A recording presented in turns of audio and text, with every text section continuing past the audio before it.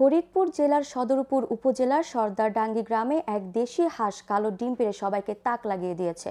অবসরপ্রাপ্ত সেনা কর্মকর্তা ও চন্দ্রপাড়া বাজারের ব্যবসায়ী মোহাম্মদ ইয়াসিন সর্দারের বাড়িতে একটি দেশি হাঁস মাঝে মধ্যে কালো ডিম দিয়ে থাকে। কেদারনাথ নামক এক প্রজাতির মুরগি কালো ডিম পাড়ার কথা জানা গেলেও দেশি হাঁসের কালো ডিম পাড়ার কথা খুব একটা ইতিপূর্বে জানা যায়নি।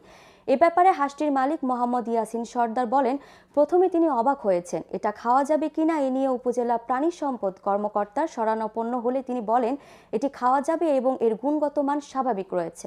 একটি দেশি হাঁসের কালো ডিম, আমাদের মোট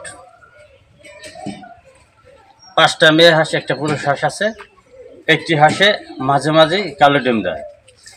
তা কালো ডিম দেওয়ার পরে আমরা প্রথমে একটু চিন্তায় পড়ে যাই যে এই ডিমটি খাওয়া যাবে কিনা, যার কারণে আমরা ভেটেরিনারি ডাক্তারের শরণাপন্ন হই। ডাক্তার বলেন যে এটি খাওয়া যাবে এবং খাওয়ার উপযোগী।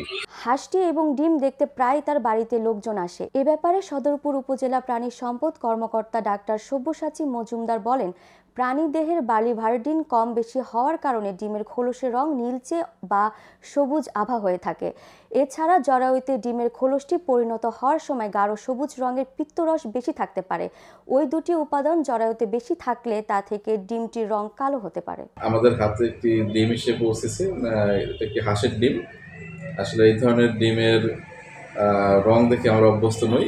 ডিমটা একেবারেই কালচে। আমরা এর আগেও জেনেছি যে কেদারনাথ নামের একটি মুরগি আছে যেটির মাংস ডিম সবই কালো, কিন্তু এরকম একটি হাঁসের ডিম এবং এই হাঁসটি প্রতিনিয়ত এই কালো ডিম বেড়ে যাচ্ছে। আমাদের যেটি ধারণা করছি যে ডিমের কালারটা মূলত সাদা থাকে এবং হালকা নীলাভ থাকে।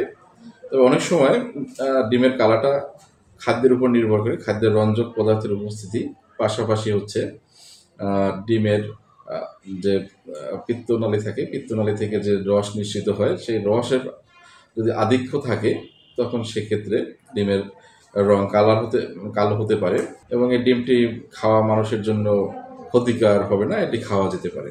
সরজমিনে গিয়ে দেখব আসছি এবং এ ব্যাপারে আমরা আরও বিস্তারিত জানাতে পারব।